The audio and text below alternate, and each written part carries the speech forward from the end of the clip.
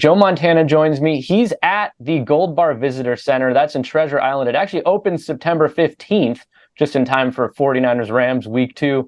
Joe, thank you so much for joining me. And I mean, if I was to bet you a bottle of Gold Bar whiskey that the 49ers are going to the Super Bowl this year, what would you say to that? I think you would win. I think they're going to go too. I think they definitely have the caliber team to get there. Got to get Bosa signed, I think, is the big thing. And they're good on both sides of the ball. And, the key is just, can Purdy come back and play like he did last year? And by the looks of what I saw in the last game, he looks like he hasn't missed a thing. So I'm sure he's been getting a lot of work in practice prior to that and going in there in the last game. And so I think it's going to be fun. They're going to be fun to watch. They always are. They got a lot of weapons on offense, and let's get it going. Can't wait. I'm sure we both win in that scenario, and you did a lot of winning for the 49ers too, and you threw 273 career touchdown passes. Most of those 49ers fans very closely enjoyed. Did you ever think in a million years that you'd have a whiskey blend named after your touchdown passes? No, but it certainly was a lot of joy and fun working with them and putting these blends together and getting these out and hopefully sharing with a lot of the fans out there while they're watching the 49ers. And the first batch on the 273 comes out September 15th also when the visitor center opens. And looking forward to sharing it. There's this little special patch on that comes along with it that you tap your phone on, and they'll take you to a video that shows a cocktail we made up called Golden Joe that I hope they enjoy during the game. And I'm interested to see when the second batch comes out, 117, and the difference between the two, and get people's feedback and hear more about it. And if they want to find out more about here, the visitor center and the whiskeys, they should go to goldbarwhiskey.com, and we'll keep them up to date and tell them how to get here. And I've got some great tastings when they get here. Yeah, I mean, I might need a few of those whiskeys the way the offseason is gone and the way the 49ers QB discourse goes. It's Jimmy Trey, it's Trey Jimmy, and then it's Brock, it's Sam Trey. There's so much going on, and I think social media exacerbates it a bit. But like back in the Steve and Joe days, if they had social media, would it have been like World War III for you guys out there? It definitely would have been crazy. I don't know how those guys keep up with it, and everybody has a voice now, and so it makes it difficult, and everybody has an opinion and how it should be and how it should have gone and what they shouldn't have done, what they should have done.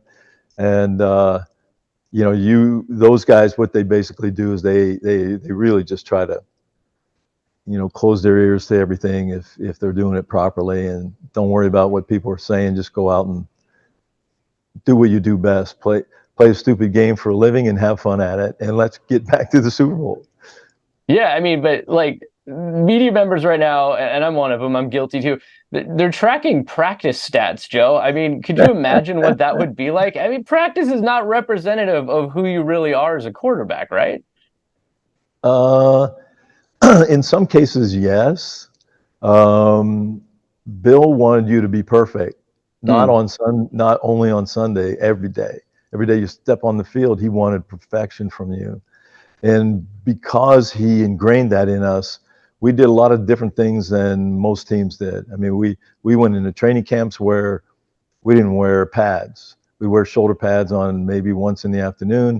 If we were going to have a scrimmage, yeah, we put pads on. But other than that, he took all the pads off, took them off during the week even in practices. And we put on only the shoulder pads to time up some of the running game, and then take them back off again. And his philosophy is I want you to be perfect out there. And if I don't see that effort, you can go back in and get dressed and we'll put the pads on and we'll practice that way. And so he ingrained that in us. And so he wants you to be perfect in practice every time. And it was fun too, because we had going against most of the time the number one defense in the league a lot of times. So, and they know everything about you, right? They go in and practice every day. They know your audibles. We know their audibles. So it became a game, a different game. But yeah, you should want to be perfect every day.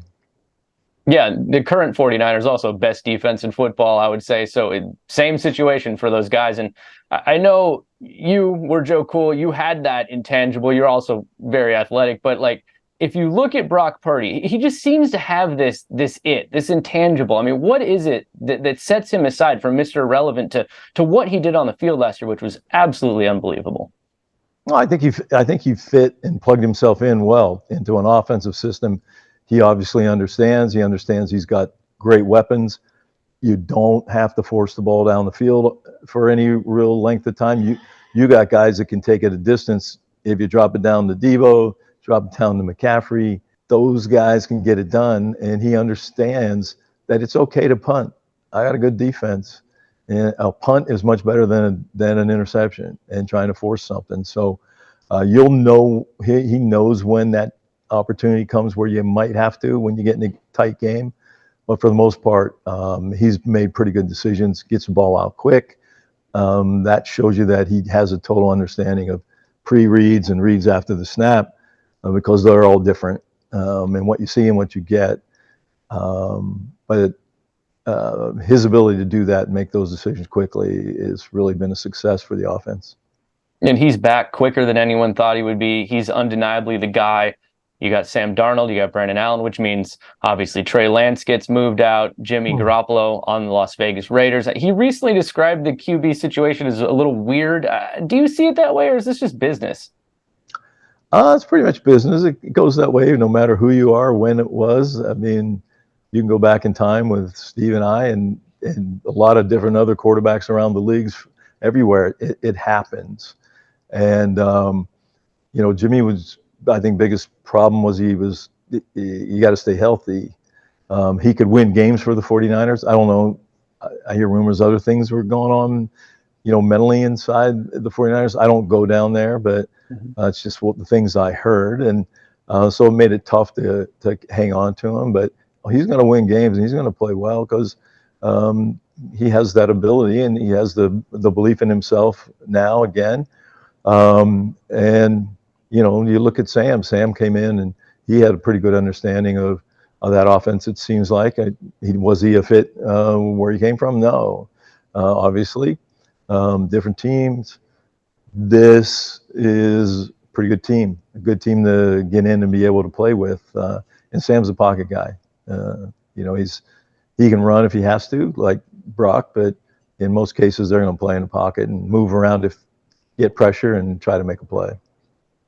Now, as a pro athlete, a famous pro athlete, you get a lot of product endorsements. I know, but this one is really cool. I got to think this has got to be one of the neatest ones you've done. Yeah. You got your own cocktail, the Golden Joe. You got 2 lines of whiskey, one obviously after your touchdowns thrown, one age 16 years, like your jersey number. I mean, what about this is just your favorite aspect of it? I know there's a lot of cool things going on with it, and I'm just looking at where you are, and it looks amazing. So, I mean, what are your overall impressions?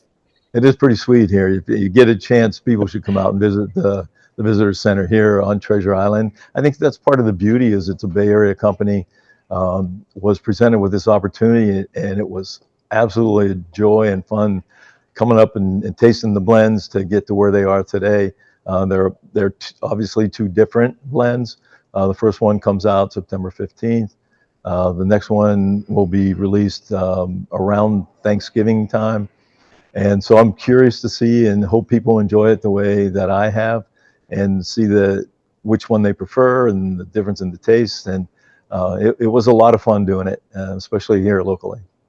All right. And when the 49ers go to the Super Bowl, either bottle, either blend, I'll take either one. Just ship it on over to me. It's all good. They got my info, Joe. Well, maybe we'll give you the championship collection back there. You get 5. Oh, yes. So they'll be coming out later this year also. So. Yeah, I can't wait, Joe. Thank you so much for joining me. I appreciate it. Thank you.